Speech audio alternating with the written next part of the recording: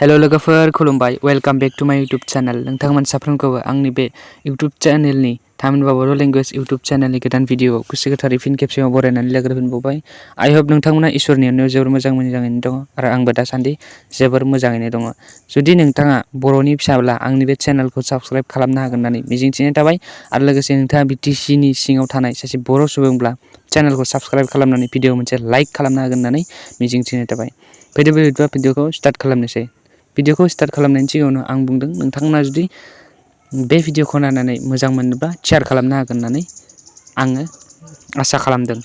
स' फैदो जों नायनि बाक्सा जिल्लानि गाहाय मावख'आ बबेयाव दं आरो चिरां जिल्लानि दालाइ मावख'आ बबेयाव आरो बाक्सा जिल्लानि दालाइ मावख'आ बबेयाव आरो अदालगुरिनि गाहाय मावख'आ बबेयाव दं बेफोर गासैनिबो फिननायफोरखौ जों दिनैनि बे भिडिअनि गेजेरजों नायगोन। स' फैदो जों भिडिअखौ स्टार्ट खालामनोसै।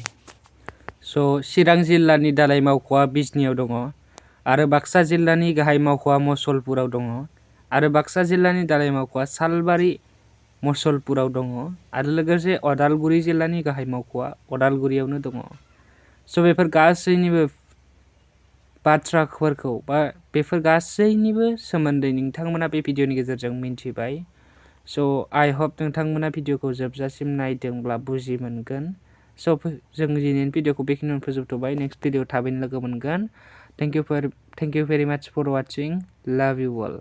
बाय बाय।